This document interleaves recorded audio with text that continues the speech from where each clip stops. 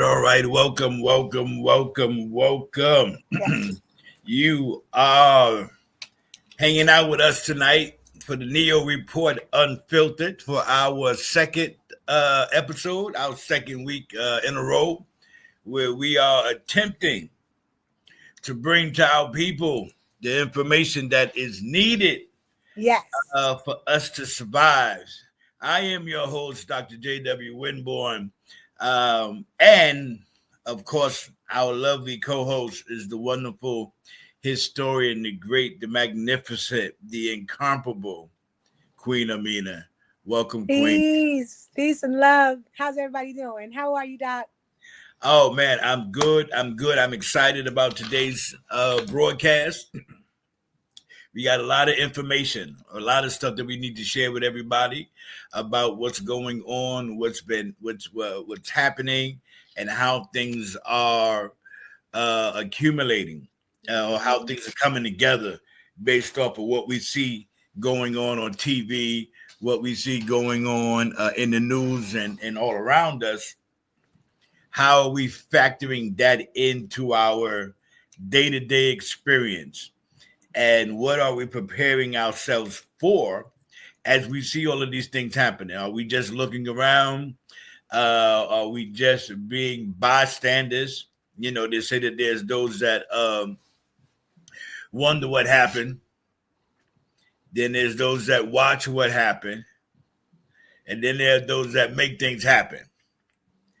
So we always try to be in the boat of trying to make something happen and make something available. Right. For our people.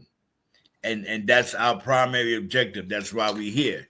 Because I realize, even if no one else realizes, that we are under attack. Yes. As a people. Oh, you know, yes. Not only just here in America, but globally, all around the world, we see this going on. Mm-hmm. Mm-hmm. But it's more prevalent here because we are experiencing it. We are experiencing it real time ourselves. What's happening here isn't anything that we are watching on TV. We are watching it on TV, but we're seeing it happen outside of our window. We see it happening as we are walking down the street. But I want to congratulate our people because we haven't lost it yet. You know? Right. And I heard Pastor Jamal Bryant Yes. this week out of Atlanta, one of my more favorable young preachers. There's not a lot of them. They're on a real short list. Right. He been on that list a couple of times too. But he said some truth this week. Oh, yeah. What could they do to us that we haven't already been through? Exactly. None of this is new. None of Not this at all. is new. We have nothing to worry. We've survived much worse. We've gone through much harder times. All right. And so what we want to talk about tonight, Queen, is the bait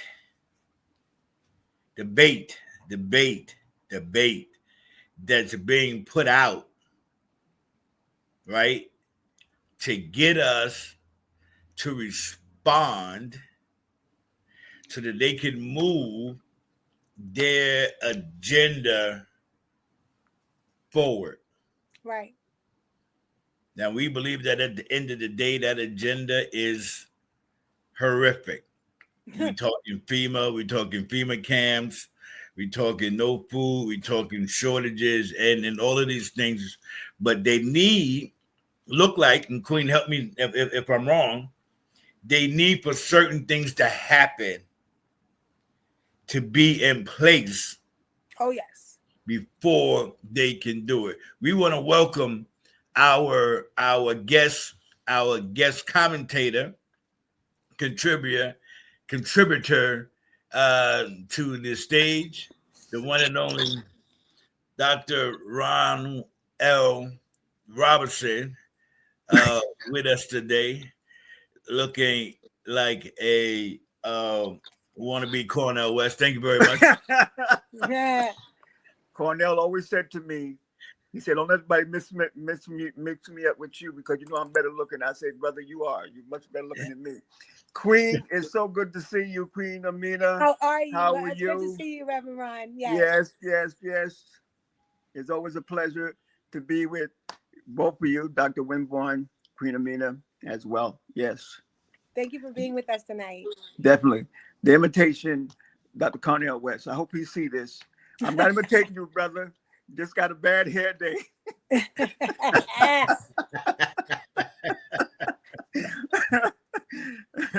It's all good. Yes. There you go. It's all good. Yes. So tonight, just to bring everybody up to date, and I see that we have another guest commentator that's joining us. The president of the Local 26, the wonderful Sadie Gomez, who does a show earlier on Sunday evenings with the Ethiopian World Federation. We are going to, I think we're going to invite her to the stage. Look like a camera just dropped out. She's backstage, so when she's ready, we're going to bring her on. But we've been talking about all of the different things that I think is they have been trying to happen. And one of the things is what I call bait. Okay? Different baitings that they're using to try to rile us up. And one of the first things I noticed, one of the first things they did was just talk about the elimination of the Department of Education, which would end federal oversight on public education standards and then redirect funds away from historically Black colleges. And this is something that they've already have been talking about for some time, doing this. So although that doesn't seem like a lot, but it's the little pieces. We welcome Empress Gomez to the show.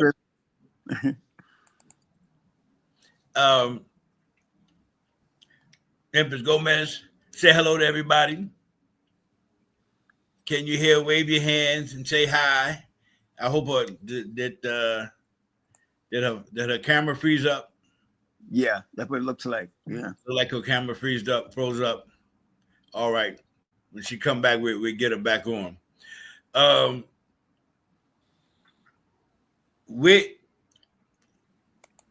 This is something that's small, but it has the ability to get bigger and bigger. Now, I kind of like, and if I'm honest with myself, I do kind of like have some mixed emotions about this, right?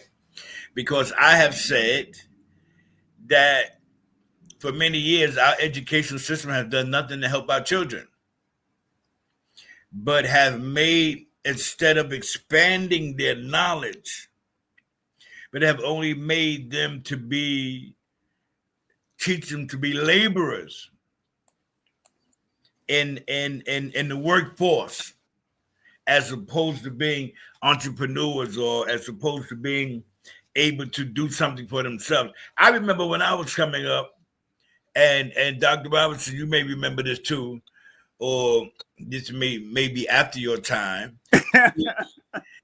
Queen may not remember, but when I was going to school, then high school, they used to have vocational schools. I remember that. Yes. Right, you remember that? Yes, I do remember that. You remember that? My boyfriend went to a vocational high school. Right, and the vocational high school was teaching you a trade. Yeah. So you could come out of the school, you was a plumber, you was an electrician. Yes. Right? You remember that, Dr. Robinson? Oh, yes. When you came out of your school, you were whatever. I don't want to crack no jokes. I won't be My funny. my my my cousin, who's younger than me, went to an aviation school in the Bronx. They actually had. He told me, he said, "Man, they got an airplane in the middle of the school," and I said, "Man, I gotta go see that." He took me up there, the aviation school, and they actually had an airplane, and they were teaching aviation, you know. Right. So there was a lot. Yeah, there was a lot going on. Yeah, Oh, definitely. way much more going on then than it was going on now. I mean, unfortunately, recently in the last, I want to say, probably the last 20 years, maybe longer, but they sought to get rid of the vocational education programs because they knew that, of course, little black and brown young men, specifically young men, but then young girls were getting into it as well. But when they came out, when they graduated, they had a salary that they could make. They would be able to Right. support themselves. Every time we went Right. back to high school reunion and we would run into the knuckleheads who, were more vocational than educational. And they had their own companies and they're their own plumbers and electricians and carpenters and what have you. And the rest of us were like, wow, they literally make more money than we do, even though we're considered professional, but they make way more money than we do. So I think that was one of their ploys yet again to destabilize people and Right. to not offer the same level of opportunity to high school students that were not college bound, because not everybody was college bound, and that's fine. But as long as you had something else to fall back on, you would be all right. Right. So slowly but surely they're taking all these different things away.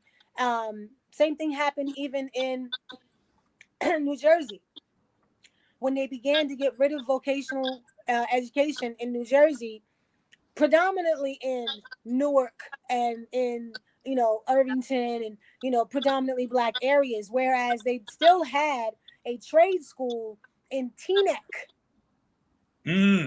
that was teaching Right. plumbing to young high school men and electrician work as well. So the hood couldn't get it, but the upper class neighborhood, they were the ones that got that program, and it continued. You know what I'm saying? Right. Right. We didn't get that. Listen, what they tried to make us do is, again, like I said, just be a part of the labor force. Right. There's no education. I remember. I almost don't want to say this. I remember graduating high school early, right? All right. Mm-hmm. Because I was quote unquote smarter than the other students. I got my credits early. I got out. I went straight into college and realized when I got a job that summer going out by myself, I didn't know anything. Mm. You I didn't didn't know know it, anything. huh? You were like, uh-oh. Like, uh-oh. What happened? I didn't go to class that day. How come I don't know trigonometry? How come I don't know advanced geometry, Right. geology? How Right. come I don't know what the capital of Spain is? How come I don't know this? Mm. Right? Yeah. I came out. I didn't know anything. I thought I was smart, and I'm thinking, so if I got out ahead of them and I don't know anything, what kind of condition are we in? Well, Exactly. I think it also goes to where we went to school, because unfortunately public education was not equal or equilateral across the board throughout. I mean, okay, we're from New York City, so all the schools in all of New York and all of the 5 boroughs were never equal. We always had a difference in our education. Mm-hmm. And this is where other things come into play, where students like myself, after elementary school, I only went to white schools. I only went to white junior high school, white high school. Mm. immediately after elementary school and junior high school. Junior high school was when I first began to commute into the white neighborhood to go to school. And it took us an hour and like an hour and 40 minutes to get to school on the bus every day. Like I literally had to get out of the house at least by 6:30 so I Hmm. could get to school by 8. Okay. Okay, and we were going to the white neighborhood. All right, I went from St. Albans to Bayside. Okay. All right, on the Yeah. bus, we had to take 2 buses. It was a journey. You were exhausted by the time you even got to school. Right. But we had different classes. We had different teachers. We had different programs. So Cardozo High School was a pre-law and a performing arts high school. I did both. I did pre-law and performing arts. All right, where my friends that were going to maybe Andrew Jackson High School in Cambridge Heights were not getting the same experience. And it's sad to say, but that is a reality in our educational system. So it's really boggling now that they want to get rid of the Department of Education because Elon's main mission is to privatize everything. Everything. Privatize school, Everything. privatize jail, The privatize the, the, whatever the he can. post office. The Right, post the post. office. Everything. Okay, The post office. Now, see, here's the thing that took me about the post office. Because what a lot of people don't know is that the post office is the real bank, right, right. Mm, Postmaster stamps. right? That's the Yes, real bank. mm, right. It's a different federal It's a whole branch. different thing. So now you're going to take that and privatize it. mm. And we all know what happens when they start privatizing things. It falls We know apart. what happened when they tried to privatize when they privatized the prisons. Mm. It falls Once they apart. privatized the prisons, they put it and came out with IPOs and put it on the stock market. Now you have a publicly traded organization, a company. That company needs to grow, right? How Yep. does that company grow? By inventory. What is the inventory? Prisoners, Prisoners. people, So now people. the people. So now you got to get people into the prison, into the system. So what do now? You change the law and you criminalize things that they have already been doing. You make them illegal so that you can start backing your stock. True. You know what else they're doing though? Because as long as you continue to disenfranchise people and take away their livelihood in a drastic moment, and say they live in a $500,000 house and their mortgage is anywhere between $5,000 and $7,000 a month. When you put that kind of pressure, we talked about this last week. When you put that kind of pressure on specific people, they do not do well. Right. They don't just adapt and Because they can't adapt that well. They're not used to it. They just aren't. We see look like we have use it. mhm. Welcome, you dropped off for a second. We're going to try to bring in Oh, I'm back. our I'm sorry. guest commentator, um, Empress Sadie Gomez. We're going to bring her in at this time. Welcome. Welcome to the Neo Report Unfiltered. Hi, Peace. how Peace. y'all doing? How are you? Well, how are you? I'm good. Good to see you, Queen Amina It's nice to see you. and Good Dr. to, Robinson. But good to see you as well. I'm on my way to Harlem to meet up with Ross Iron and Shiloh to go to the Shambard. Okay. All right. Yeah, You so I'm going just with happy to Nice. know you on. Looking good, Dr. Winborn. Or is it well, Charlie on this side? well, that's the other show. Okay. in All Charlotte. right. Many hats. But I want to share something with you, sister, before you go. There's another exhibit at Aaron Davis Hall. Where? Yeah, they're having a program tomorrow. My girlfriend is a quilter, and her work is being um exhibited at Aaron Davis Hall. And they're having a big Okay. reception tomorrow, all day long, from 1 o'clock, I think. Wow. Tomorrow I was planning to Yeah, go you might want to to see try to some other. catch it. You want to try to go? I can't go. Oh, you can. No, I would love Wow. to be able to go. I can't go tomorrow, but tomorrow's another one of her dates. So just off the cuff. But if you happen to not be busy, it's free. Okay. So text me the info, Queen. Okay, I will. All right, please. Dr. Robinson, I Yes. hope you're ready. I hope you're ready for Sunday because I see you warming up very nicely on Friday night. Yeah, I'm getting myself together here on You know, these big time, all these Sunday's a big time different talk shows. Sunday's a different kind of love. There you go. Holla. There Yep. you go. I'm learning. I'm learning. Okay. Give I, thanks. I, I see you out with the big dog. Yeah, I'm learning. I'm getting moving on up on the east side. Okay. All right.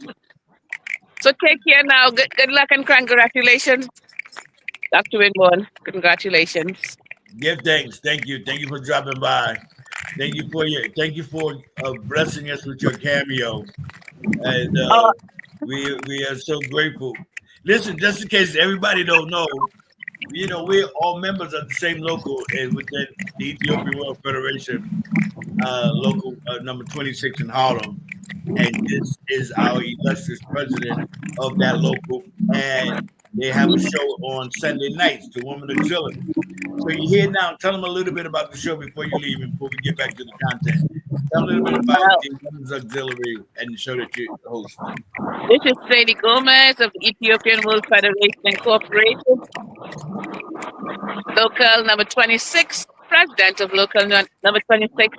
And we do a show on Sunday nights, Sunday evenings. We hang out with the family. We keep it warm and spiritual. We keep it informative. We have a laughter going on at time. And everyone has fun from 7 p.m. to 9 p.m. That's what we do. We look at the news and what is interesting, we would examine it. And sometimes we often put it back. So that's what we do. Wonderful family evening. And then on the later part of the hour, we have the musicians coming on. That's the musical unit of Local 26. And that's a very exciting part of the program that lasts from 8 p.m. to 9. So we're looking forward to seeing you all. And big welcome to Local 26. Give thanks Give thanks. back to your Good lovely things. host, Give Dr. thanks. Give Bon. thanks.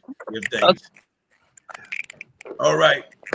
So we are uh, grateful for Empress Gomez visiting with us as we are moving along. Sound like I hear something crackling I know.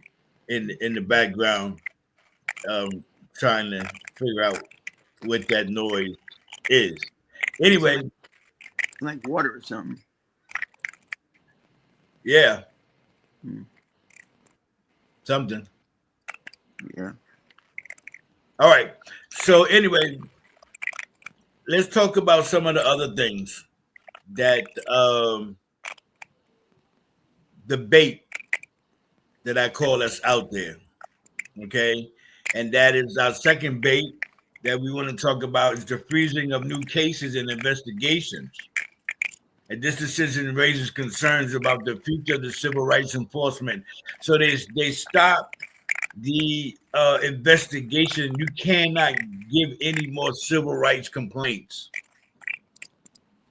Okay, they're not doing any new investigations or anything of that nature. Hold on, I can't take that noise. I can't. I don't know where it's coming from. It was driving me up a wall. Yeah. I thought it had started when Sister Sadie came on. I'm not sure. I didn't hear Yeah. it before that. Yeah. With the air. Um, maybe you could She was outside, so maybe you have to alleviate. I don't know if she's still. Oh yeah, no, she dropped off.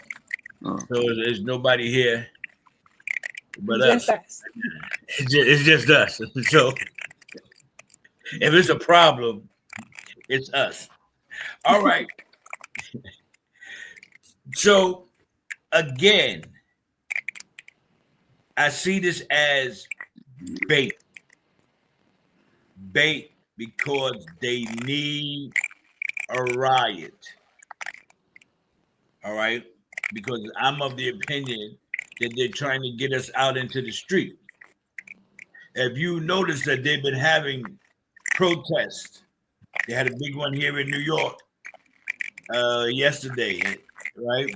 You will also notice that we have not been to any of these protests as a people. You can point us out 1, 2 in the crowd. When you look at the videotapes, we just are not there. All right. And so it seemed like to me, they're doing things just trying to get us to come out and begin to protest and begin to demonstrate. And why do I say that? If you notice, they've been very peaceful. You ain't seen no guards. You ain't been no tanks out there. Ain't been no cops in riot gear looking like the military. You haven't seen any of that out there. But the moment we go out there, we can expect for that military force to come out. Why am I saying this? I'm saying this because I believe, guys, that the bigger plan is to cause martial law. That's a possibility. But what I'm saying, first of all, is that the main people who are out demonstrating are not us, as you said. It's just a few of us in the crowd. Most of these people are not us. There's a few reasons for that. A lot of us don't like the cold, to be honest. And a lot of us are trying to just go to work because we got to go to work. Now, the economic boycott that we did at the end of February, that was pretty good because Target is in trouble. Right. Target is having a very, very, very difficult time. And the more we just don't support these other companies, they get the hint. Now, we did have a very large 60th anniversary of the March on Washington from Selma, across the Edmund Pettus Bridge.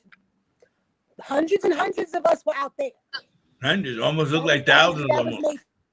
That was off major. the bridge, right. But not as a protest, as a celebration, as a little bit of both. Actually, I think it's a little bit of both. You think so? You know what I'm saying? It's a celebration, but at the same time, it is a demonstration because we're still fighting for the same things that we've been fighting for 60 years ago.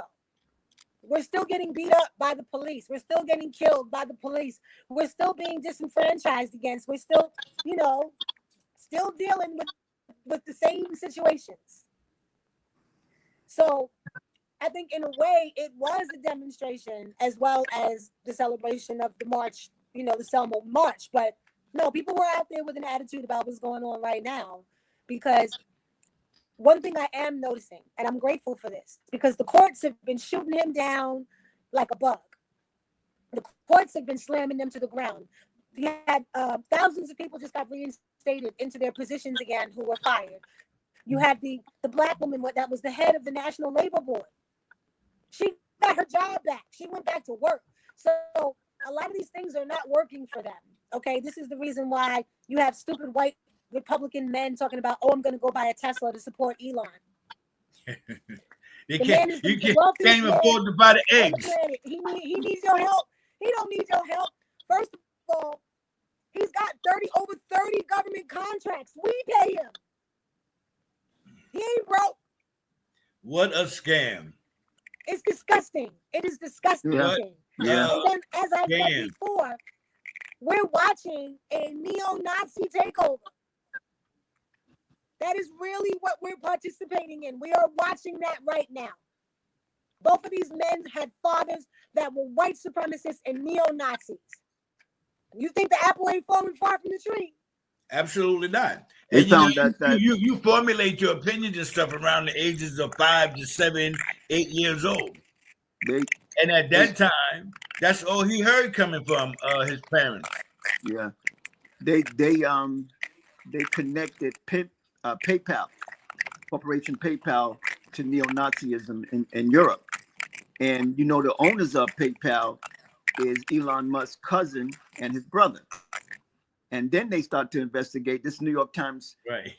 Journalist investigation. They found out that they're all connected to, like Queen Amina said, neo-Nazism and communism. And so, Yes. and this white supremacy group. And I was telling people, the white supremacy groups, they connect across the world. Europe, Canada, Absolutely. America, yeah, all of Africa. They're connected themselves all over the world. And so it's not just people think it's pockets in different parts of different countries. No, they're connected. They meet every June. They were showing on one report on television I was watching. They meet every June, and they have these major something like a convention, if you will, and they all meet in different parts of the world. They meet sometimes in Europe, different countries in Europe. They meet in America. They meet in Canada. They meet big place in many places. And these are key people in corporations, major owners of big companies, and so they have a major impact. And so, and that's why you see so much. Y'all were talking about the marches and the marches and whatnot that's going on now. It's basically centered around what? Ukraine and Russia, Israel, and Palestine, right? That's where the major marches, the major rebellious marches going on right now centered around those two things. And if you watch those two things, they are centered around communism and white supremacy as well. It has those groups that involve, and like y'all was saying, that they're creating this environment to get a reaction, and they're trying to.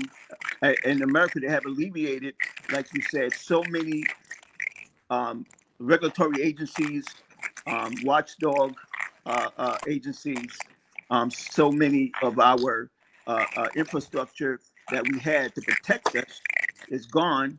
And so they want you to do certain things. I've seen so many times now, I don't know if people notice, where men are unalived by corrections or police officers on live video where you can see it so boldly done. Right. I've seen a It's child. like they don't even care. It's like they don't even care. Yeah, I seen two children. One young boy, they said he stole a bag of potato chips, and the cops was putting him in the police car, and he was crying. He was like he's 8 or 9 years old. 8 or 9 years old. I saw that. It's horrible. And the man came up. The man said, "What happened?" And they said he took the kid. And the man said, "I'll pay for it." And they didn't, they said, they didn't want number one, they wanted the child to go through the trauma. You understand? Is the biopsychological trauma that they want to enforce on people. So if you look at when the police come, right? You got pulled over because you got I don't know, your backlight is out in your car. So they pulled you over. Why they need 3, 4, 5 police cars come for something that's not a criminal matter? It's just a quote unquote traffic violation, which is not even a violation unless it's consensual, right? They want to put in your mind that you are overwhelmed, that there is no way that you can win. We will over police you. We will stop you in the street, bring 20 cops to you, start yelling all different type of orders. Sit down, turn around, put your hands up, back up, all that one time. You confused, man grab you, your natural instinct is to protect yourself. If you do that, if you quench when he grab you, stop resisting. Right? They got it down to art. So now they're creating a narrative to put charges on you. You know what I mean? Well, he resisted. Well, what was his resistance?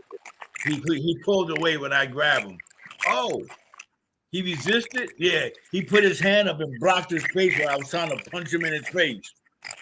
So he resisted arrest. He's supposed to lay there and wait for me to finish punching him in his face and stomping him until I was satisfied. I mean, he wouldn't have had that charge. You understand what I'm saying? So it's kind of like it's to a certain degree, it's rigged and they know what they're doing. Now, another thing that I think is bait is the fact that they're doing this police immunity thing, giving full immunity to the police. That's bait. They're already doing what they want to do. They're already killing us in the street when they want to do the street. The man will tell you, I got a camera. I got one on too. You understand what I'm saying? They done got bold with it. Right. When you talked about removing regulatory agencies, removing legal guidelines, how you behave, like I said, now the little 11-year-old girl was walking to school. Cops stopped her, say that she looked like a person that stole a car. Are you kidding me? 11-year-old girl walking to school, and they proceeded to try to occult her. Now, the regulatory agencies and anybody would tell you, any child, before a police officer touches her, he's supposed to contact their parent. That's a legal procedure. We all know that. Right. But like you said, as they move all of the rights that we have, all of the recourse that we have, giving immunity, total immunity to police officers, removing all the civil rights organizations and the legal rights organizations to have a recourse, now the cops feel emboldened to do all these things.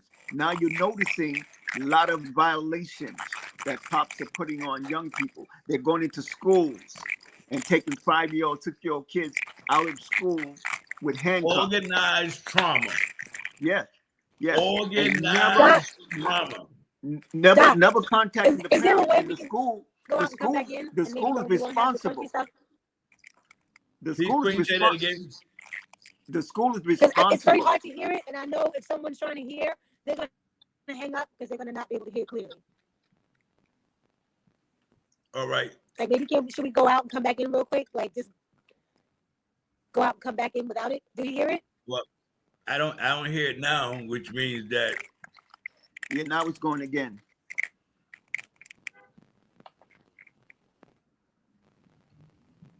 Because I do hear it when you speak. Something, it starts.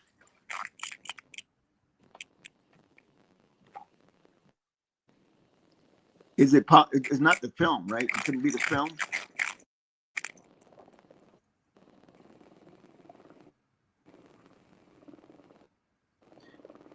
Because it was it was fine earlier when we first came on. It was good. Right. It's got to be some type of a mic thing. I'm not sure. I don't know if maybe going out and coming back in will help. Why don't we go out one at a time and come back in and see how that works out? Okay, but use the same link to come back in? One at a time. And see if that works. So use the same link? Yeah, same link. All right. And I'm going to get my charger. Okay. All right.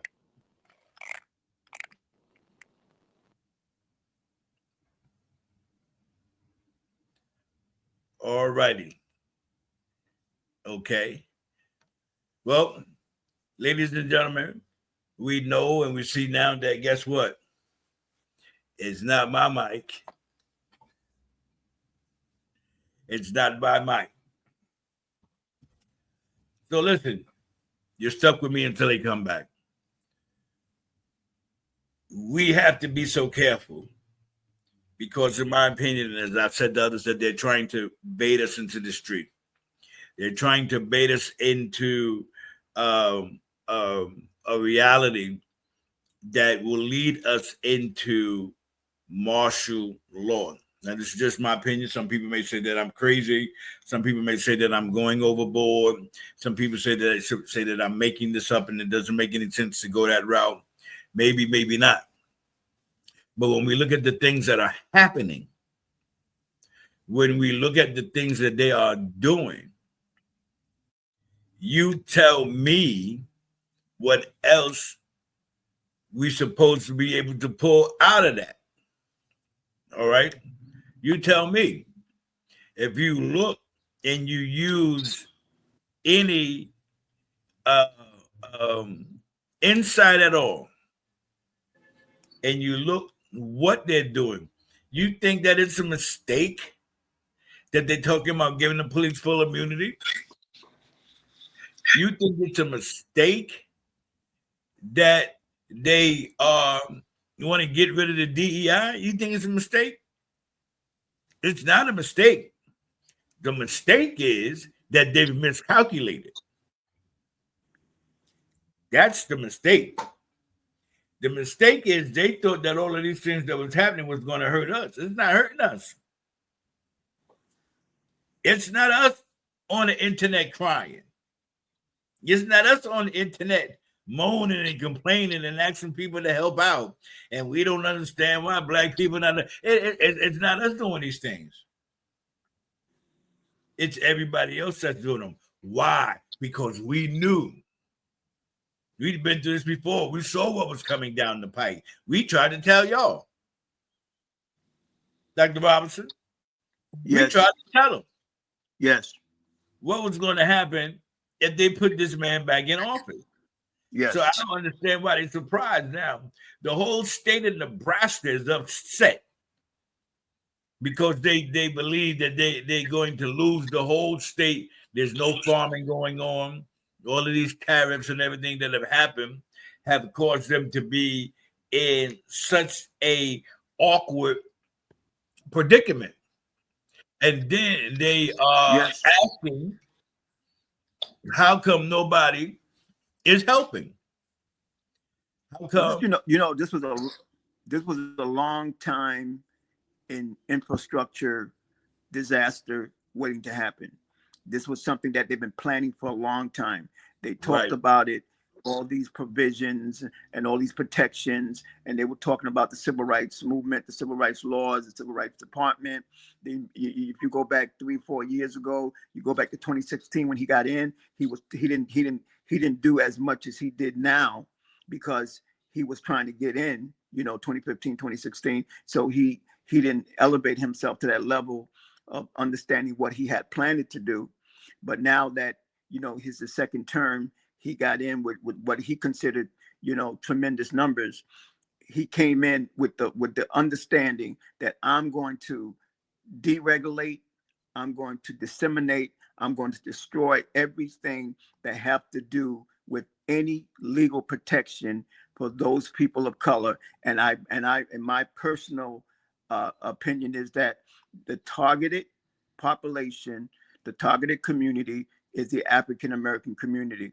And I always said, when you look at this big immigration thing, and Dr. Claude Anderson talked about how they would miss you into something, try to make you a part of something that's easy to disseminate. It's easy to get people to agree that immigration is a problem, it's a financial problem, why you ain't got a job, look, all the people coming illegal, all that stuff is smokes and mirrors. And now they went to El Salvador, right? And they told El Salvador what? Would you take all our criminals? Okay, at the point of saying that they were sending so-called, criminal immigrants back to El Salvador, but they asked him, would he take all of them, and offered him, I think somebody said, $2,500 a head or something like that for everybody he would take. Now, what that means, taking criminals, when you create it in the African American community, we are looked upon as criminals. Criminals, right? Right. As soon as they see you in a store, as soon as they see you driving down the street, the cops approach you with a criminal, like you're a criminal type of behavior. The way they treat these children, all this stuff is criminality. And as you say, it's often off a dramatic experience, but at the same time, it makes you feel like you're a criminal when the behavior, the way you're treated. So all these things were to me was in a long. I think the whole system of America from the beginning of time, when the slaves, got emancipated, they've been discovering ways to retrieve whatever power, whatever money, whatever influence that they felt that they need to have. And this is the time coming. This is the we're seeing the development of something that been planned for hundreds and hundreds of years. And here we go now. Everything It's is here now. and then the Right. weird thing to me is how can you come in and disseminate a legal standing position, a governmental, the civil rights commissions, the civil rights organizations, the civil rights is embedded into the legal system in America. It's a part of the legal standing. How can he come in and disseminate it like that without any legal recourse? Like you found now, a lot of the judges are putting people back to work, right? They fired all these people in the federal government, but now the judges in the states legally are saying that you can't do that. The same thing I'm saying. How can he disseminate so easily? It's a participation. So the Senate, the Congress, the House Oh have to be yes, participating. yes, But that's yes. where the problem comes in, because all three of them are in charge. If we had a little leverage somewhere, it might be a little different, but we kind of don't, because the Senate, the Congress, and the president are all Republican. But what I am seeing, though, honestly speaking, you have Republicans in southern and midwestern states that are getting their asses chewed out by their own people. And it is not likely that that individual will be reelected when their term comes up to be reelected. People are disgusted and angry. So as long as they stay complicit with whatever it is that Donald Trump wants them to do, they're not going to get reelected. A lot of them won't get reelected because, unfortunately, their constituents who are white people who are not wealthy people, okay, like poor people, they're very angry, or people who are receiving any type of services from the government, any kind, okay, whether they have a terminally ill child or a severely disabled child that receives Medicaid, or they've got a great grandmother who's got to be on Medicare, whatever. Those people receive services. A lot of people receive services. Somehow I kind of think a combination of two things. I feel like, number one, they didn't think hard enough. And number two, I think that they really Hard just enough. didn't care. They didn't care. They really just didn't care. So whoever it Listen, was you going know to what? You know what I affect, thought about, Queen? You're right. They didn't care, and they voted against their own interest. They may have even known that they were voting against their own interests, but they believed it was hurting another demographic. I mean, that Just like that I could be say, possible too. I'm not going to you make, think about the I won't Civil negate that. War. You think about the Civil War. You think about all the white people fighting in the Civil War to maintain slavery that never owned a slave. Oh yeah, I can dig that. Couldn't afford a slave. Not slaves, a slave. But they was willing to put their life on the line and die to maintain white supremacy. In a lot of ways, this is the exact same thing that we see going on now. Yeah, They've I think now it's a little bit more combinative, though. I think now we got way too much stuff in the pot. You have pieces of that. You have pieces of people who honestly did not believe that he had anything to do with Project 2025 because he said he didn't. Okay, you got Right. black and white people who feel that way. But compared to 1865, 1863, you know how many interracial couples we have in this country? We got more interracial couples in the South than in the North. Yeah. You got mad interracial couples on Air Force bases and the Army bases and the Marine. Seriously. So, unlike 1863, yes, you might have had a little bit of that, but it was quiet. Now it's rampant. It's everywhere. It's in entertainment. It's in sports. It's in basketball and football, right? How many of those big black men have little white wives? So it's a little different now because we are a little bit more intermingled with each other. I mean, I see it so clearly. Even when I would travel all across this country, back and forth and up and down, all I saw so many racial couples, and I saw many, many black and white people as best friends.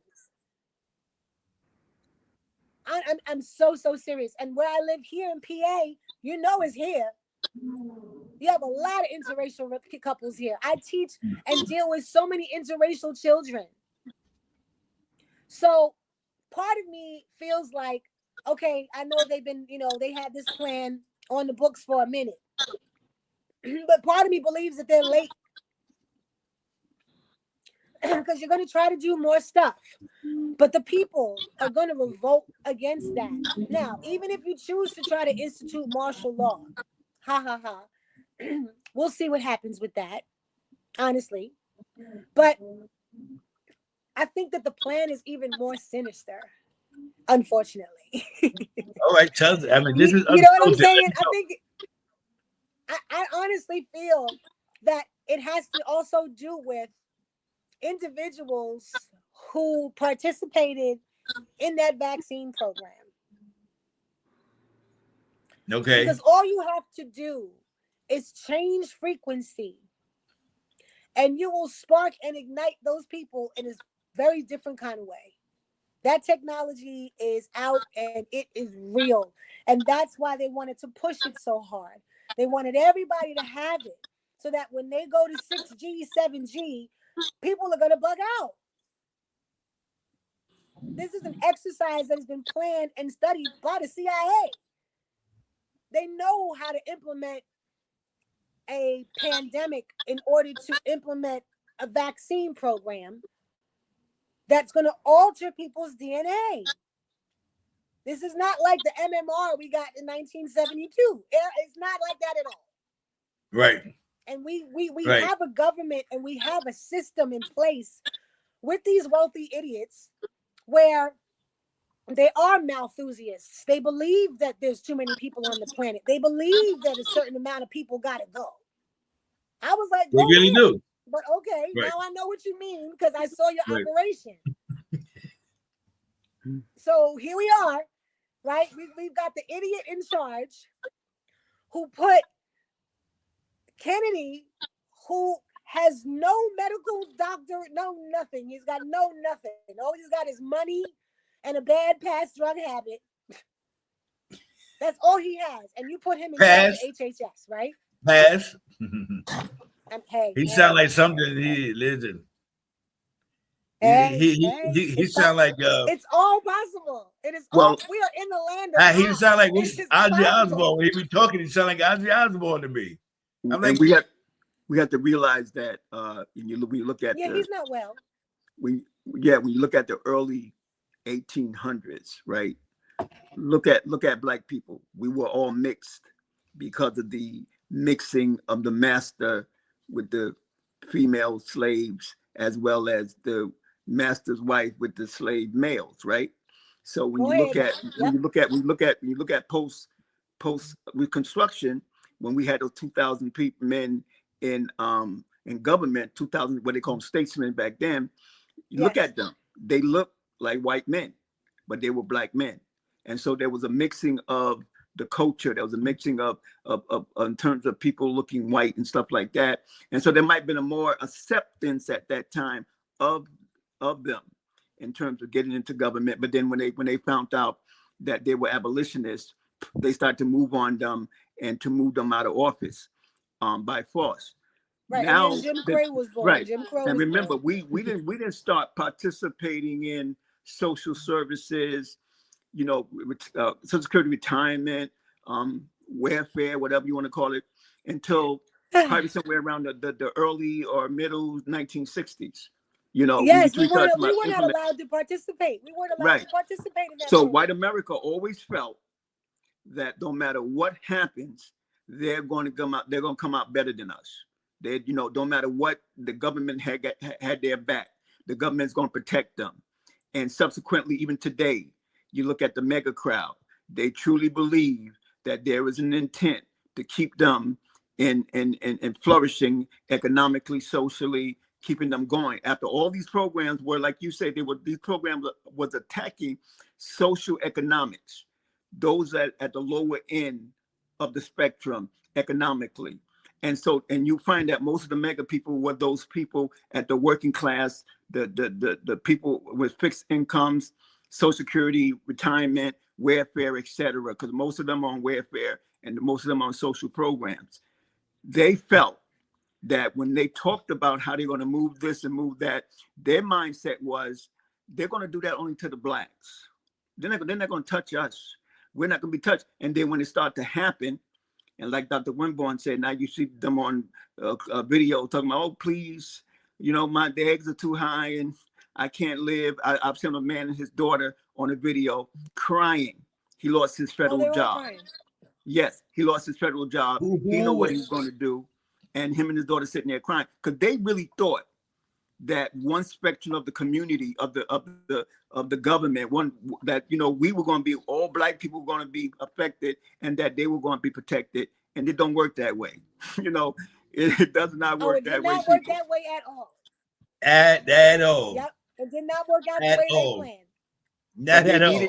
But they needed that rude awakening. They need to see that we all in this boat together, and if I'm po, you po, we struggling. It's all of us. Ain't no such thing as keeping one person over here down and picking somebody else up. When they hit it, they hit everybody. So it's good that they know now that the structure, and a lot of them are turning around and saying, you know what? If I would have known what I know now, I would never supported him. Too late, baby. Too late. Y'all done did it now. Don't there you go. Come crying to me. But I do. I see a silver concerned. lining around this cloud. Say that again. I see a silver lining around this cloud. Okay. Well, I mean, listen. The silver lining that I see is I refer back to the scripture that says that the devil meant it for bad, but God meant it for good, right? So there's some good come out of it because we were forced in a situation where we now have to do for ourselves. So those silver linings exist, if those are the silver linings that you're referring to. Well, my silver lining is a piece of that, but also that there's a level of enlightenment that's going to come as a result of all of this mayhem. People are beginning to open their eyes. People are beginning to understand certain things, even about history, European history, so on and so forth, that is being let out. White people are talking about Black people's accomplishments and what we've done and how we had to deal under the heel of massa and how horrible that was and what really, really happened. So although they are fighting so hard to, keep the information away from people, they don't want to teach AP African studies, blah, blah, blah. But listen, baby, a lot of us already have the books. We are an AP African studies class right here in the house.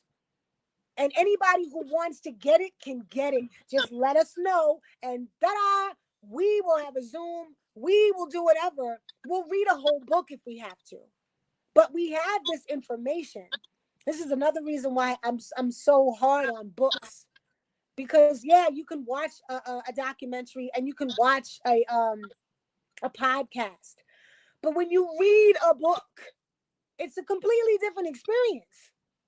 And when you read a book that's written by someone from back in the day, like George M. James or LaRon Bennett Jr. or Cheikh Anta Diop or what's my other homie, John Henrik Clark, when you're reading from those individuals about our story and the grandeur of our story, because I will always say, yes, slavery was jacked up. It was a horrible, horrible time.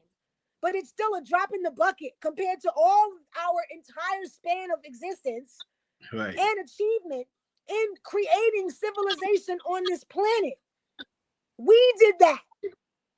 We did that. So these little minions like Trump and Elon Musty Musk, they ain't nothing. They just have money. That's the worst part. They're just sociopaths with wealth. But that will never, ever trump justice. That won't ever trump enlightenment and how that has to come to people, because we're in the era of the age of Aquarius. We're in the beginning of that. People are not as rose-colored glasses and wearing a veil. They're not really doing that anymore. The veil is off. The glasses are off. People want truth. People want knowledge. They want the truth. Right. So as long as they want that truth, and as long as this regime doesn't really turn into a Nazi regime where they go from house to house and take everybody's books out and burn them, we might be okay. Well, one thing I was saying, I've always said that knowledge is always power. It's always power. And most of us, I would probably say all of us, is walking around with the sum total of our knowledge in their back pocket, in their smartphones. Of course. All right. So you should have no questions, because any questions you have, with all of the resources that are out there now, you should be able to get an answer to anything that you're thinking about, anything that you're contemplating, anything that you want to answer to. But I do see that changing. And they don't want it. Changing a little bit, though. Google is changing algorithms, and Google is changing information. You got to go to DuckDuckGo. Like, Google used to be for everything, but now Google is changing. So now we can't just rely on Google. Like and again, that's why I keep going back to these books. You can't just say Google it. Yeah, I mean, my book ain't gonna glitch. Right. The book is the book. The sources of all that development in technology, they really don't want you to get the information. You got the information by osmosis. They didn't realize that TikTok and all these Instagram and all this access to information on your cell phone will be used for that purpose, because they don't want you to have it. I don't think that they are. That's the good point. I don't think that they ever calculated that. No, I was on site the other day. So the guy says, "Oh, the Wright brothers invented the airplane." I say, "No, Frederick Page." The white guy said, "No, ain't such thing." I said, "Google it." And one kid that know how to put it on the computer on the thing, he put it up. Nat Patterson created the first car. You know, they don't want you to have this information. It was not meant for you to know this stuff. And so by osmosis, like the Bible says, if you dig a ditch, thinking that you're going to dig it for somebody to fall into it, he said dig two, because the next one you're going to fall into it. And that's how circumstances are happening now. They've been digging ditches for 400 years, and the ditches that they have built, they're falling into it. And they don't understand how we got here, because where we started from. Of course not. But that's like a great grandchild trying to understand their great grandfather's life. You won't understand. You have no idea. And you need to just eat that. You need to just realize that these people have been on the planet for over 350,000 to damn near a million years. Right. Because they got to be saying to themselves, 9,000 years old. We've done everything. We've done everything we could. Nothing worked. We've made it against the law for you to read and write. We made it against the law that if we even find anybody that's helping you to read and write, they're going to be persecuted. All right. So the last thing that they want is for us to be, for people, period, to be educated. They're delusional. And they're going to But continue. another thing that I want to reiterate, because I know that race has its part in many things. However, racism was only constructed to keep other white people from taking other white people's money. And so if they focus more so on, well, at least I'm not black. At least I'm not enslaved. At least I blah, blah, blah. That's that mental white hierarchy. But it's flimsy as hell. It doesn't have any foundation. It's a lie. None at all. So when we, both sides, collectively, step into a consciousness where we understand that that's some bullshit, part of my expression, that is absolutely no longer relevant, that we all have each other's blood at this point. Like, it's irrelevant. And because of the way that they're doing it, I know they are showing poor, toothless white America that it was all a game. It was all a lie. All of it. Because now y'all done lost everything under the sun. You don't know what to do. Right? And we continue to keep on keeping on. We'll make a lettuce sandwich. We're just lettuce and mayonnaise. We will do whatever to survive. Right. Always have, always will. We're not jumping out of no windows during the Depression. What? No. But they always try to compare. You hear the Irish saying, well, we were slaves too. And this one was a slave back in here. And this one was a slave over there. And my thing is, listen, did that make slavery a good thing? Because y'all experience it? Did that make it better? Because y'all been in it? No, that don't make it better. And the type, I said the difference is Irish people were indentured servants. They got some kind of compensation for their labor. Maybe they were let go. Mm-hmm. They were let go after it was over. Exactly. Remember, I used to have a white student that would talk about that.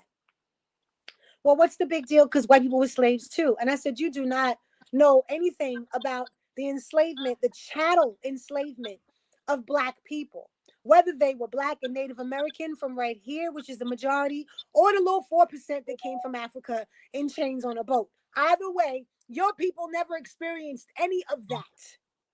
You were never chained together, naked. You were never put in a position where you defecated and you urinated and vomited on each other. You were never in that situation.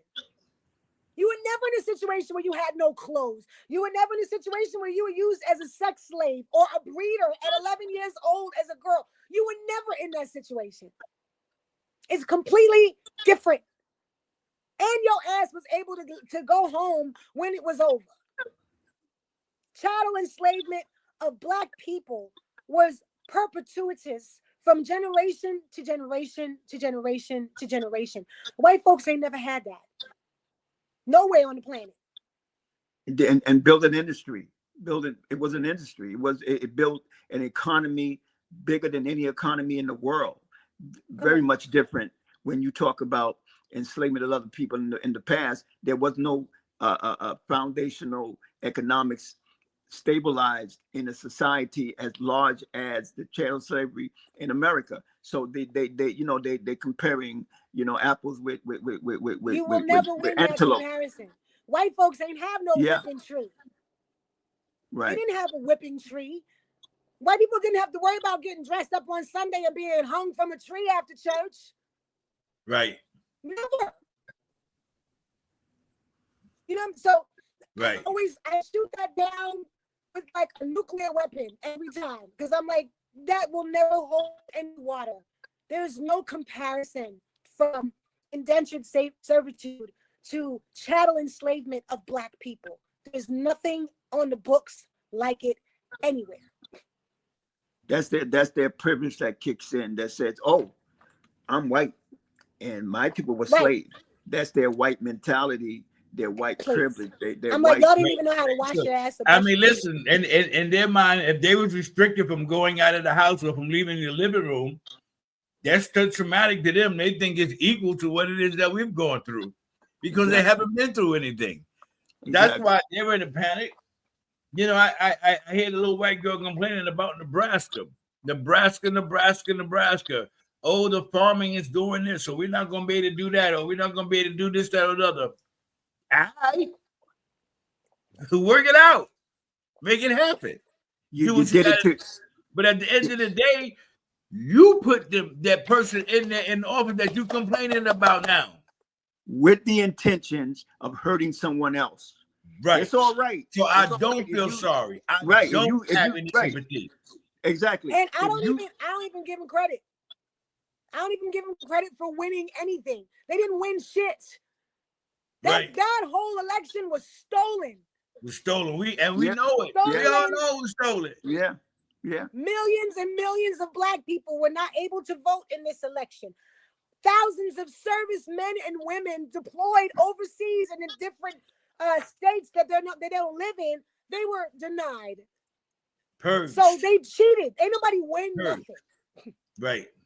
They know that. They know that the investigative reporter from New York Times, he did an investigation. He saw that the machineries were manipulated. He saw how people like Queen Amina said were turned away from polling sites and was requested extra type of ID, and people were eliminated and people were disqualified, and all the craziness happened, and millions of people arrested. People who voted and didn't know that they couldn't vote were getting arrested. Exactly. Like seriously. And this is why we keep having these types of conversations, because we're not trying to incite violence, but we are trying to start some good trouble. Because if we don't know these things, if we're unaware, and that's one of my issues with us as a people, because we got every race, every different type of person on this planet inside of our veins. We make every other person on this planet. Black is first, and everything else is after that. And it just so happens that white folks is last. Just so happens that that's how it went out. Okay, fine. But when we do not know these facts about certain things, whether it's history, especially European history, I want my Black people to please learn European history. Especially if you already know some Black African history, that's wonderful. But please do yourself a favor and learn some nasty ass European history. Right. Learn about Donald Trump's great granddaddy and these people, how heinous they were, how disgusting they were. Learn that. Learn how they imitated and emulated the royalty that already existed from Black people, how they stole that, then pushed us out the castle, right? Pushed us back down south, back down into Spain, back into North Africa, because they just wanted to just have their way. After 700 years of occupation by Black people, to show you hygiene, medicine, mathematics, artwork, all kind of stuff, clothing, food, culinary thing. Come on. People have got to understand the truth about this planet. That's why they're trying to take it away. You can I tell people, simply go on YouTube and put in crimes in France, crimes in Germany. The reason for crimes because they take you to the ghettos of Germany and France and Poland and Portugal, and you get to really see what it's like. Because when they show you the beautiful parts. They show you beautiful parts of Portugal. They show the beautiful parts of France. But when you go to the crimes of France, to Google it, go back to YouTube, you get all that nitty gritty, what people really don't see, the parts of Europe people don't see. And once you see that and how they interact with each other, then you understand why they don't have any consistency in their behaviors with you. And you have to be careful of them as well. And I'm not saying that all of them are bad, but I'm saying, like Muhammad Ali say, if 10 snakes are chasing you and you think there's one good one in there, you're going to open the door for the other 9 to get you while you try to find that one good one. No, sometimes you got to be careful. I'm very careful. I heard, the brother some Black guy went fishing with some white guys, and he got down in this place, and some other guys came up and they decided they wanted to hang him on a tree. Yes, I remember that. And his friends did nothing if he didn't fight for himself, his friend did nothing to help him. Lucky some woman got the police and, things he didn't get, he didn't get anything happen to him. But I'm just saying those types of things I don't do. I don't have good friends. I'm with you. I'm not going nowhere with all of y'all, and I'm just the one person by myself. A lot of people get so comfortable, especially the young people. They go, "Oh, that's my friend. That's my No, friend." it's true. That's what happened to the young black boy up here in Pennsylvania. His coworkers were like, "Oh, let's go fishing."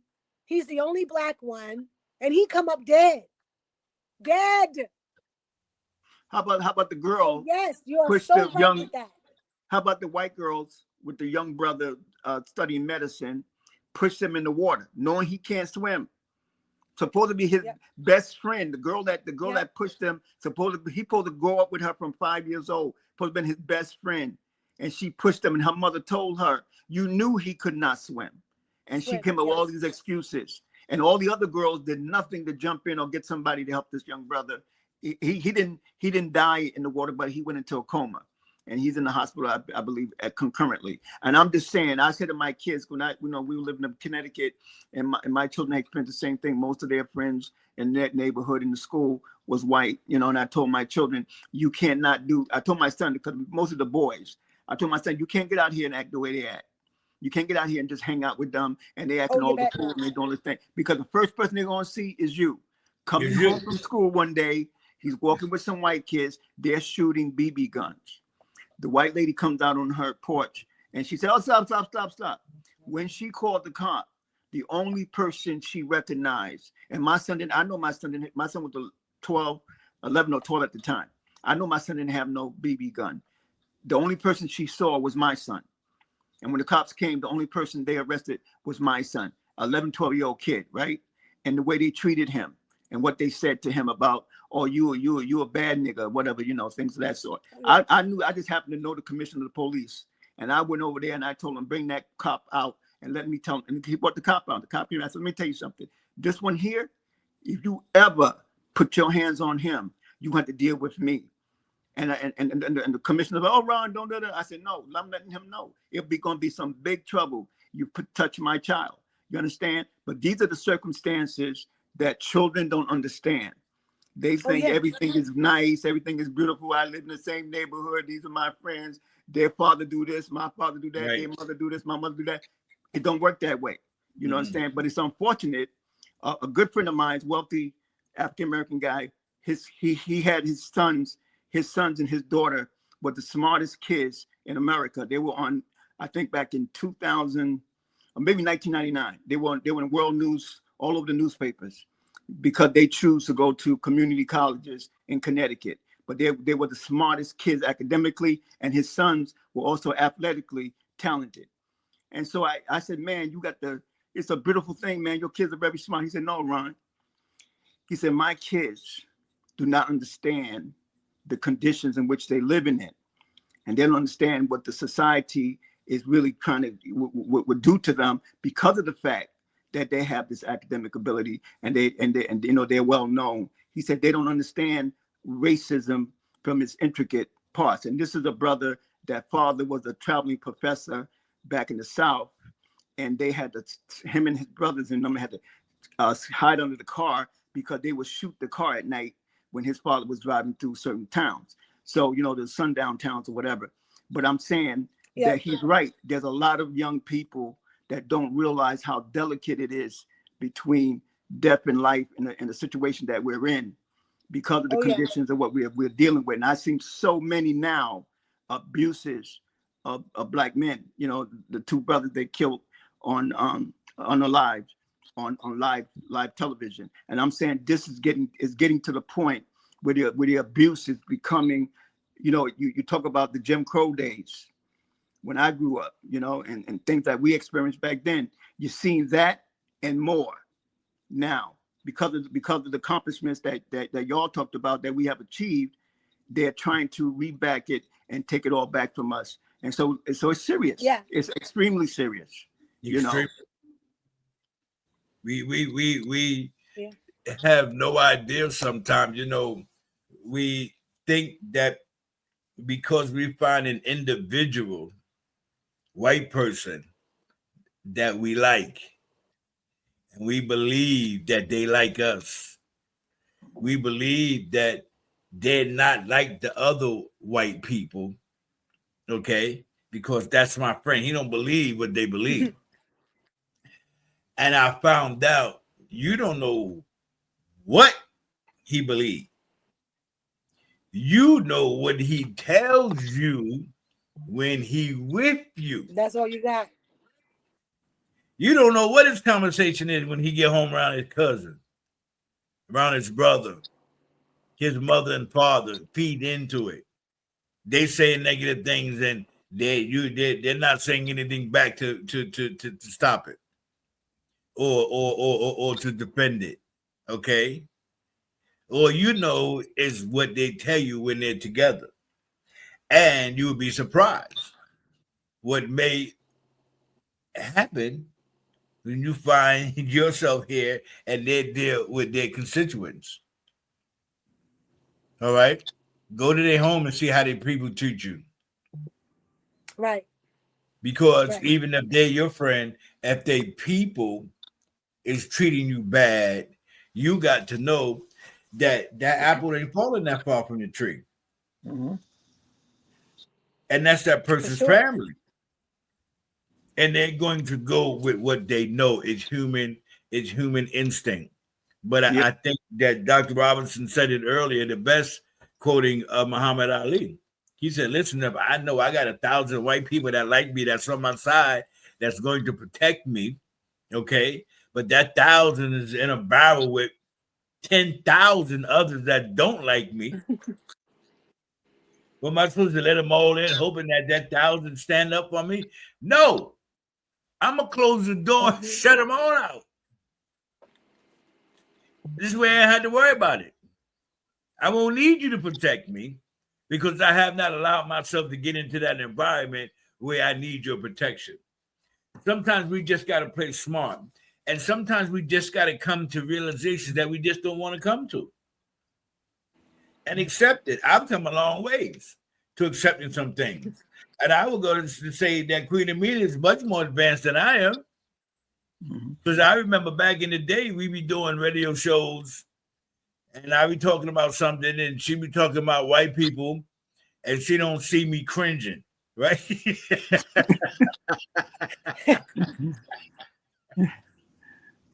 Dr. Robinson, I be hiding behind the mic just cringing. You like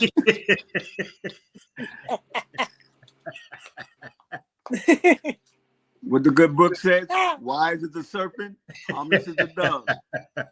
We have to have some wisdom because you got to have some wisdom. Jealousy, but over time, you begin to see what people are talking about. You know, because back then I was of the impression, and in doing business that, white people spend money. Right? So I don't know if you remember, Queen. I was like, let's put them on the flyer. And Queen used to be like, Doc, there's a lot of white people on this flyer. Oh gosh. Listen, and I be like, yeah. But I remember them days. You had to do that. Yeah. When you in business, you had to do that back in them days. You sure enough, right? You had to play the game. Yeah. You had to play the game. But now we know the game is rigged. Okay?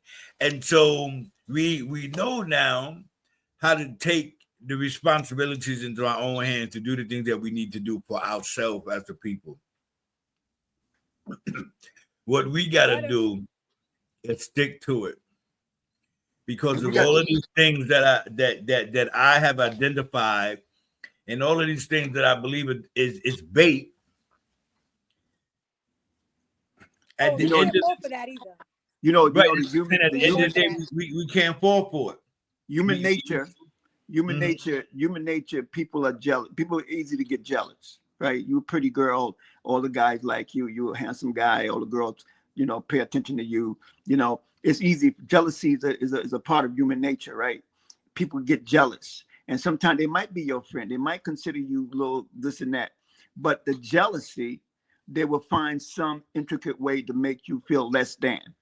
I tell people that when people discuss, oh, who's Native American, who is this, who is that, that's the same thing that the the white tea civilization have done to us. They always make us feel like we're not good enough. Where you come from, how you get there. Oh, there's affirmative action. Oh, there's Never DEI. worked on me. You know what I'm saying? It's always got a lot of people, especially young people today. Not, my generation. We understood that, we had to accomplish certain things, and we had to have a thick skin, and we had to be stronger than average. We had to be older than. Sometimes I told people back in my day, you understood you might be 5 or 6, but you better think like you 18 and 21. Yeah. Some of us miss a childhood because we had to grow up early to survive. And so it's a different Yes. level generation. Now I tell these young people today, because they say, oh, I don't want to hear about Jim Crow, I don't want to hear about labor, blah, blah, blah. I said, but you know something? If those things didn't happen, you wouldn't be where you at today. And trust me, you couldn't handle it. It'd been too much for you. You understand what I'm Absolutely. saying? Because they're not aware. A lot of people are not aware of the common thing in America that they use against white people, against black people, is jealousy. Oh, look at them. Oh, they got all this, they got that. All of a sudden now we the richest, we the this, we the prettiest, we sing better, we dance better. But look at, they got everything. And then they're complaining. The few successful ones of us, they say, look how successful they are, and they still want more. And here you are, hardworking, everyday Joe, trying to make it, and they complaining with all their money and success, because that's what they bring up. But that's a part of psychology of creating an environment of jealousy. And I think that's a lot of the problem. Absolutely. Absolutely. And you're good. I want to say that you are a better human being than me, because let me be talking to some young person. Let me be talking to some young person about my past or the past, and they want to tell me they don't want to hear nothing. They might get hit. They might get hit. I'm not even gonna play. They might just get it. They might get it.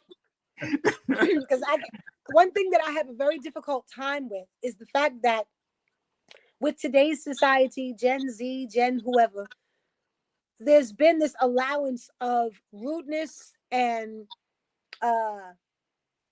like displacing other people's feelings and other people's experiences. And so when it Disrespect. happens by a young person, not only do I get ticked off, I also chuckle a little bit, because I'm like, you haven't done anything. How can you possibly sit in front of me with an attitude about what I'm trying to convey to you, and you have done nothing in your life yet?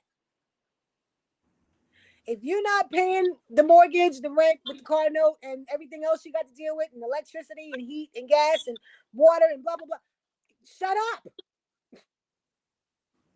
And so even when I talk to young people, but I let them know in a minute. And I know I have an air about me that's like, don't try it. And I've always kind of had that air. But I'm so serious, because we are in a moment right now where it is ground zero. Game on.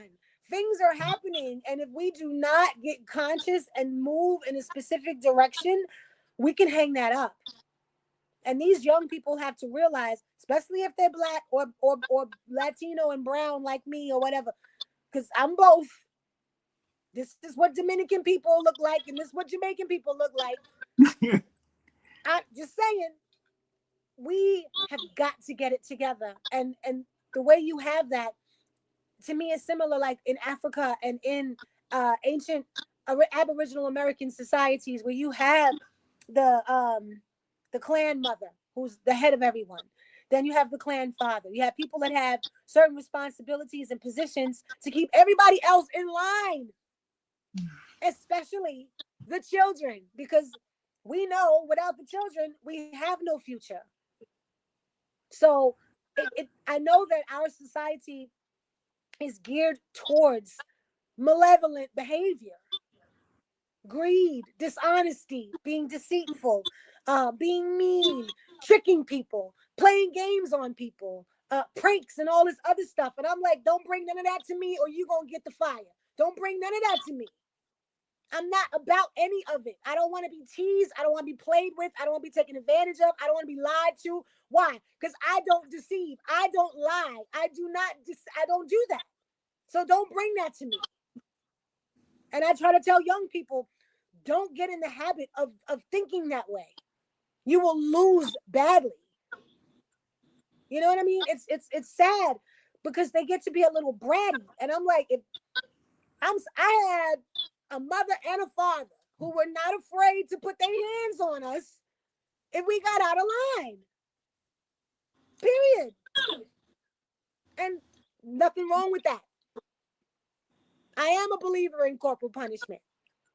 I don't believe in switches and extension cords, but a little pow pow every now and again. Yes, because you need to learn what you can and can't do. And you're going to remember it after I do this to you. Right. You're going to remember, I should not lie to daddy ever again. As a matter of fact, I shouldn't lie at all. There you go. This hurts. I don't like this. It hurts. So, I don't like you know this. what I'm saying? This is But uncomfortable. I see people have children. They don't discipline their children. Mm-mm. And I'm like, when are you waiting for this miraculous moment to discipline your child? I said, do you know your child is black? You sending this child out in the world with this jacked up attitude and, this whole, what is it? Like, people owe you something. People don't owe you nothing, boo-boo. The entitlement is insane. And then you have the parents that go to the excessive. You have to parent. You got the parents that go to the excessive rule of discipline, and they get too out of control. You understand what I'm saying? Abusive, they get to the abusive level of, because I see parents. I saw a lady went to the school. I think her son was 6 or 7. He did something, and she went in that class and she started cursing. She grabbed him, went outside, and the teacher sitting there watching this. And I'm saying, you guys are supposed to be responders and protectors, because he's on school grounds. And she just grabbing up this boy and she just beating the hell out, beating the mess out of him. And I'm like, that's a little bit too much. That's a little bit too much, because some of these parents, you see them, they got something going on in their own life. And now they're going to take it out on the child. So a lot of dysfunctional families go on too. Now these families. No, this is true. Very true. I know that was part of the reason why they started to, ban corporal punishment, because of the excessiveness. And, as a former social worker it's like, in New York City, you know what I'm saying? The abuse that I have seen as a social worker in New York City alone is astounding. Mm-hmm. So I definitely, I get that 195%. I get that. But I do not want people to parent their children like, oh, you're my friend and my buddy. Of course not. Because when you mess up, I got to correct you when you mess up. I'm not trying to kill you. Can't be both. But I got to. Right. Yeah, you understand what I'm saying? These parents now, they are just giving in. They're on their own phone too much. And they won't take the little phone or the tablet away from the child because they don't want to hear the child. I'm like, well, you had the child. Mm. My parents will say in a minute, you're under punishment or you're going to be disciplined because of blah, blah, blah. But you're going to be disciplined up in this house so that the police don't get you in the street. That was what so much of that was about. Absolutely. Trying to make sure we came home alive every day after school. And a lot of these parents are growing up with their kids. They're young. All right. A lot of these grandmothers are young. A lot of these mothers are young. Nowadays, with their kids, and they grandma 35. Dig it. They want to do their thing as well. And so, like my grandmother told me, she said, let me tell you something. Your children might not listen to what you say all the time. She said, but they definitely will mimic what you do. What you do. So be a good image. Because if you're not a good image and you start to discipline them at a certain age, they're going to question you. Well, you tell them. I think that there's some part that all children do that. Like we admire our parents because they are the first example of leadership and direction. Where we admire them, we accept them, we follow their tutelage, we lean and draw off of every word that they say. Until we get old enough to start making judgments for ourselves. Then we start judging our parents. Well, you said all my life, you've been telling me so and so and so and so and so and so. But yeah, you do this, that, or the other, right? We do. We all do it. I did it in my past. I'm gonna just throw in here real quick. I couldn't say that. That woman Right. died without me saying that to her. She would have knocked me out if I ever did that to her. My mother would have Really? knocked me out. This I is didn't have I that. I didn't have that pleasure either. But let me tell you something. My sons used to say to me, "Oh, Dad, why don't we go out and drink on your birthday? Well, I'm gonna do this on your." I said, "No, I'm not doing that. I'm not going to these. I don't go to these places. I know when I was young, I did what I did, but I ain't gonna do it with you. You understand? they Because were hunky tonks back then. when you get messed up, if you started drinking and getting out of control or drugging, whatever the addiction you might take up, and I'm disciplining you now, the first thing they're gonna turn around and say, well, you did it with me. You know what I'm saying? So far as I'm concerned, as far as you're concerned, I don't do those things, and definitely ain't gonna do it with you. They want to come in front. We're gonna have some tea or drink a soda or something, but me and you ain't hanging out like that. You understand? Don't get so comfortable. And nothing with children. Children get comfortable with stuff, and then get you in the turmoil. And when you want to say something, they say, well, da da da da da. Back in your day, what you did, this and that. A lot of times, as a parent, you might say to your son, well, listen, you shouldn't do this. And why? Because I've experienced that. All right. And it doesn't be good. I told my sons, listen, do not lay with someone if you cannot be with that person if a child comes involved, because that's what hurts a lot of children, a lot of families, and a lot of relationships, because you with somebody is just for fun.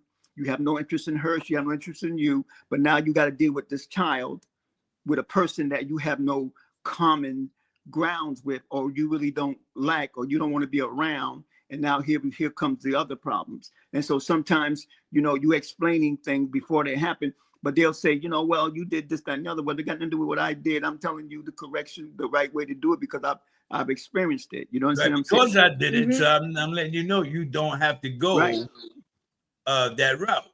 Right. And right now you have this thing where everybody's a partner.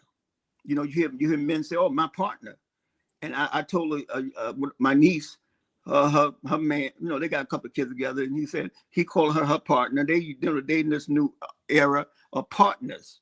So I said to her, you know what a partner is? A partner is somebody that when you decide the business ain't running well, you can dissolve the business. You dig where I'm coming from? It's psychological. Why everybody calling each other partner? Because when I'm not ready to deal with you no more, baby, I'm going to dissolve the business, and I'm going to walk about my business. I'm going about my way. I mean, in all fairness, that sounds like a divorce. So. Yeah. I mean, people. Well, today, most people, I found out some, back in the day, like people would be together forever, not married, have 6 kids or something, and they decide, you know what? Let's get married. Let's legitimize this relationship, whatever. They get married and they get divorced a year later, because they've been so used to the relationship that they had. And then they get divorced and go right back to the relationship they had from the beginning.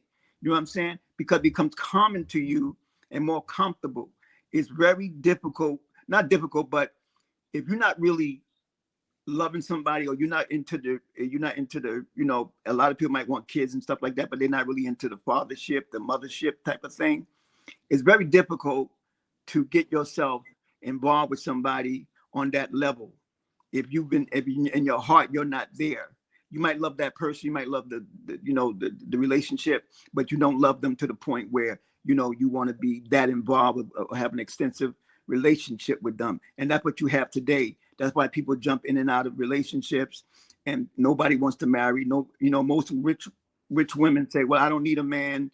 All I need a man, make me a baby and go about his business, So it's going back to a time where, not going back to a time where it's a time now where nobody wants to be in a committed situation, that you have to go to full whatever amount of years it is that people back in the day, you be married forever. You know what I'm saying? A lot of people don't want that. So they get these partnerships where they can dissolve them. And then maybe the partnerships, maybe there's an open situation like Nick Cannon, I think got 12 kids now. And And I beautiful don't know women. about Nick and his 12 kids.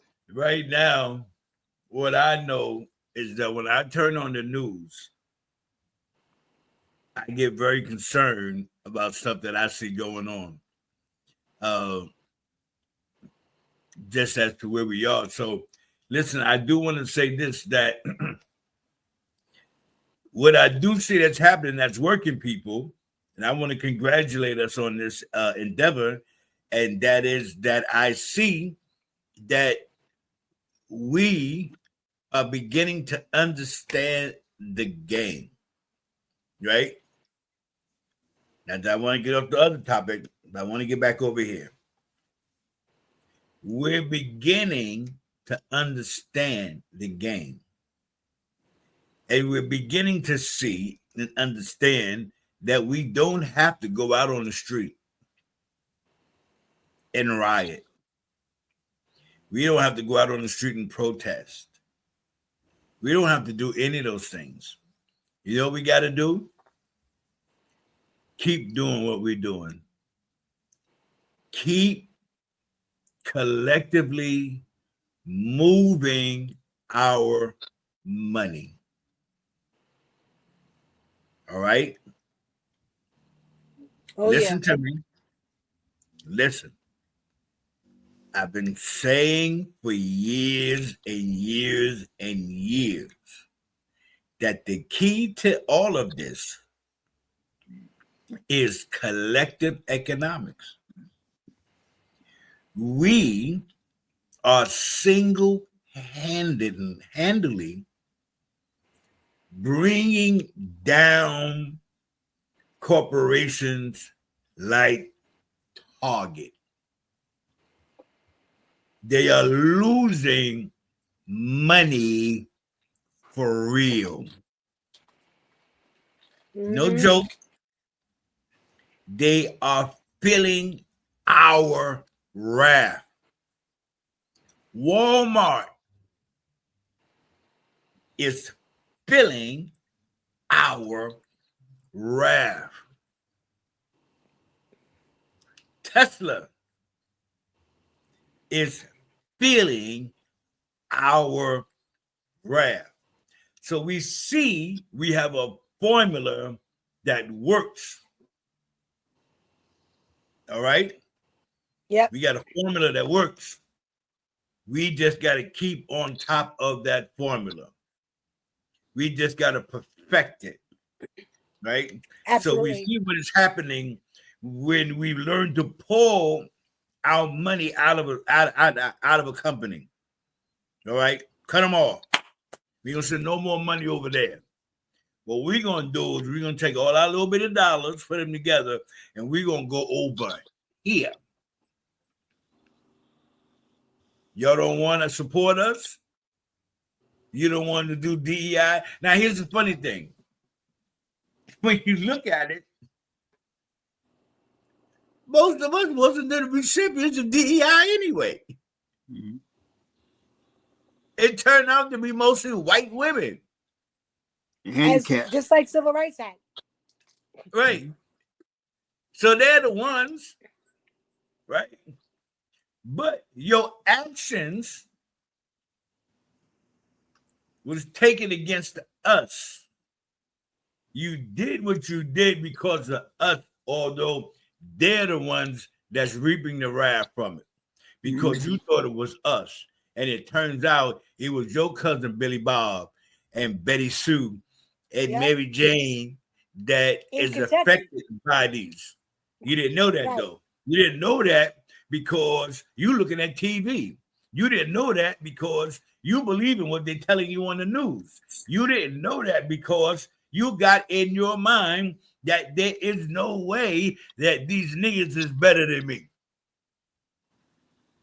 Surprise. Hello. And see, we always knew. Hello, darling. We always, Always. we always Always knew. do. We always knew that my generation always knew that there was nothing they would do for us. There was nothing that they developed for our success. There's always been some catch-22, and that's what I'm telling the young people. They're not gonna give you nothing unless they Nothing. benefit. They give you $1, they make Right. $100. they want Right. coming from. Nothing. They Nothing. right. And Everything wake they've up. done, right. Everything You they've need to done. know that Yeah. even the people in this country that's making the most money, it's those that are entertaining white folk. Right. Right. Right. Shaq, what's his name? Papa John says something on the phone about Ninja, and Mm, he loses his, they so-called knock him out of the presidency of his company and the of his chairman. own company. Uh-huh. Shaq comes in and Shaq says, well, he's not a bad guy. He just made a mistake. He ends up with 39 franchises of this man's business, bringing back what? Bringing back the Black community to participate as consumers of his products. Okay, it's always dollar bills, y'all. An old Jewish man told me, when you want to know a problem, follow the money. And when you follow the money, it takes you right back to those who started it. You dig what Well, I'm I saying? didn't know that old Jewish man, but I do know Wu-Tang. And they say cream, cashews, everything around me. Around me. Cream your holla holla Get the dollar dollar bill, bill, y'all. y'all. There you go. There you go. There you go. It look like somebody's been missing the lyrics. They listening to, Kendrick Lamar. His brothers Oh. put it right on display. If you don't catch it, you're gonna lose it. You dig what I'm saying? But it's there. That was very, It's there. that was such a very, I know we talked about it a little bit last week, but that was just such a compelling performance, because the fact that it was made in the image of a game, Mhm. right? It had the whole Mhm. PlayStation controller thing. But then he did all these little parts that let you know who he was talking to and who he was talking for. Even when he got to the point talking about they're not like us, they're not like us. Right. And I was like, oh my God. Right. Right. We He set understood that field on fire. at that point, we all knew that this wasn't just about Drake. Right? This was not just about Drake. This is bigger than Drake. We let y'all know y'all not like us. You're not like us. You may want to be us, but you're not like us. There's Right. And something you special can't in be. our DNA. You Okay? There's can't a be. divinity. Right? There's a divinity in our DNA. Yes, The there is. scriptures say so. Prophecy say so. So you can't be, all you can do is emulate us. Wear your clothes like we wear our clothes. Try to sing your music like we sing our music. You can just only emulate us. And there's something about us. And I told somebody that if we as Black people put on a baseball cap and turn it around, the whole world will be wearing their hat backwards, Which happened. which exactly happened. And they love it. They love that "Not Like Us" song. They dancing all over the place. They doing it at their wedding, their bar mitzvah, their bath mitzvahs. They doing it all over the place. White tea America, they love it. They love it. They love it. And they trying to break it down and they trying to tell you what it means and stuff like that. Right. And so Right. he did a marvelous job. Marvelous job. I tell you what Absolutely. though, I'm surprised at the number of white folk that say they never heard about 40 acres and a mule. What is that? Well, I've never heard of 40 acres and a mule. They were supposed to give African Americans 40 acres. Oh my God, what happened? That is horrible. You know, Good imitation. Good imitation. And that's why we keep saying I heard stay all of woke. that after the Super Bowl. They didn't know about 40 acres and a Stay mule. woke. He trying to kill woke. Woke is us. Stay woke. Right. Oh! You guys had a Black Wall Street, and what? They what? Oh Right. my God! Right. They had a street. Oh my God! They had all these things, and they bombed. Oh my God! Right. Thank you. Listen. Thank you for Emmett Till. Good. Emmett Listen. Till was like the shot that was heard around the world. When they Right. saw his picture in the newspaper, white people in England and Spain and everywhere were like, oh my God, what is going on in America? exactly. Unfortunately, some of the same things is going on in America. that was going on when Emmett Till was assassinated, beat to death, beat like and an drowned. old rug till he And died, drowned. right? Some of these things are still going on today, right here in America. Yes, indeed. Let's not kid Yes. ourselves. All right. Oh We no, we still better not. finding there seems to be an insurgent or resurgent of white folk trying to hang black people. Okay. It never went away, really. Don't get it. Not only did it never go away, you know what I tell people? Lynching, all right, and I think history will back me up on this. Lynching did not become a thing until after slavery. Yes.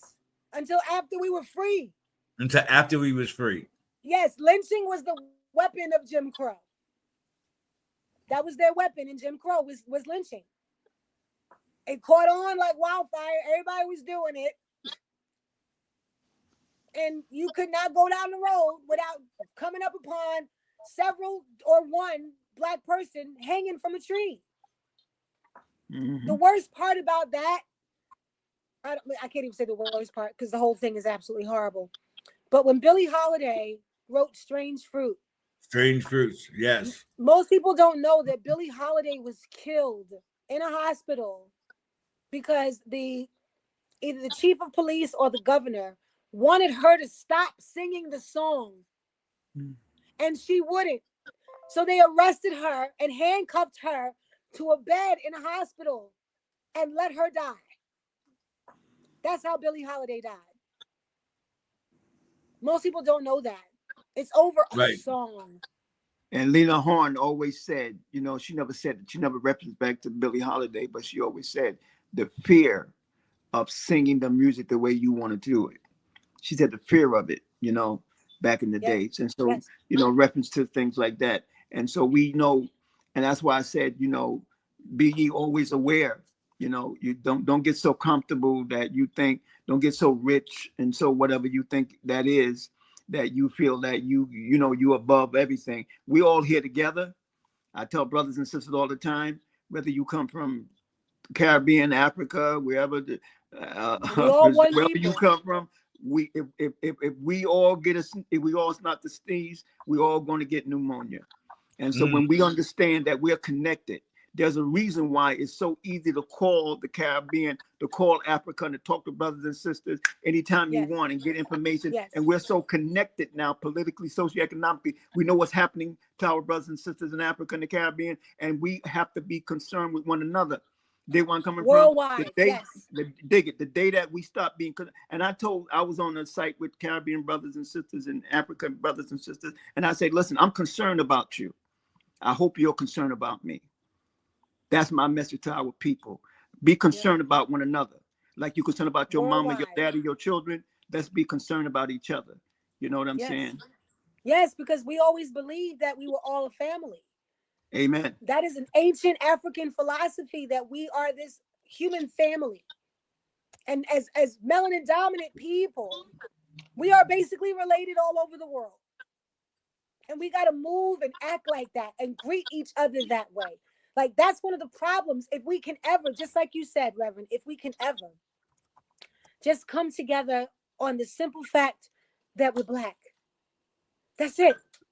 I don't want to hear about, oh, I'm Indian, or I don't want to hear it. If you're darker than a paper bag, you Black. I don't give a damn where you from, where you at. If you are darker than a paper bag, you're Black. Enjoy it. And let's be one. And use it as an instrument of empowerment, right? And because you know, I hear in certain circles that I'm in, I often hear, well, you shouldn't use the term Black because Black is not a race; it's a status within I was saying that too. The construct. And I'm like, yeah, okay, but I ain't playing in this construct. All right. So they're Black don't mean a damn thing to me. Or how they try to classify. I don't buy into their concept. Bump their concept. Okay.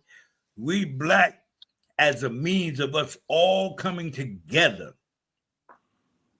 That no matter where you are, if you have is of this experience, let's go.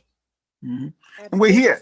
we're here together, right Let's here in go. this North America. We're all here. And if we can't be examples of unity, what we're going to tell brothers and sisters back home, right? What we're going to tell brothers and sisters in the Caribbean and Africa, if they looking here, and if they don't see us unified here, they're gonna say ain't gonna happen. Right. So we're here together. If we can unify here, it can happen, all across the world. And so I tell brothers and sisters, we got to start right here where we at with each other. We got to start with each other, start with our own self. I got to take care of my mentality, how I feel about others, as well as they take care of their mentality, how they feel about me. That's something that nobody can take away from us. How you react with each other, how you feel about each other. Right. That's why I throw love out there.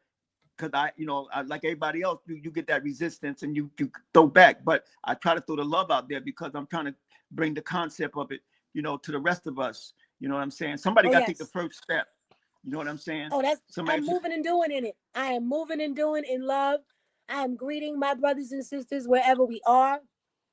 I mean, I greet everybody anyway. Even if you're white, I still say hi. Because that's the kind of community that I live in. But we have to come together. And I do think it does need to be on a global level. Like if we can snap into like a global consciousness where we're like, oh, okay, we're together in that energy. Because that's what we're going to need. Because no matter what, the majority of the planet is melanin dominant. Melanin recessive is the lowest numbers on the planet. So just because they have the money, okay, but you don't have what we have. You don't have this.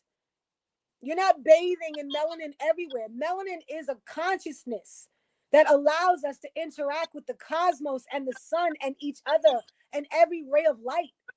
Nobody else can do that except for us. So while they're upset, angry, frustrated, and confused, keep all that over there.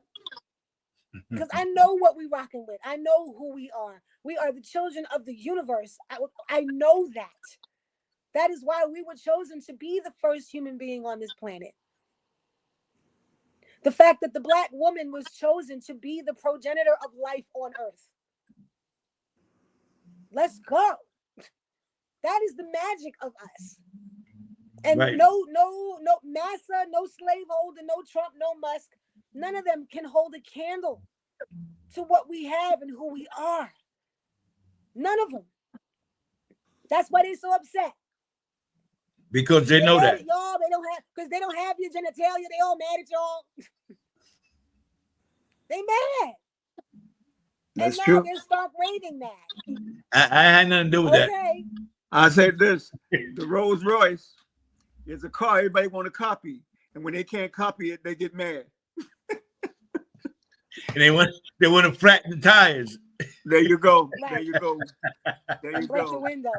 Right. And break the window. And all of that. Right. I'm There like, you if we just stay tight, if we can be the fist and come together.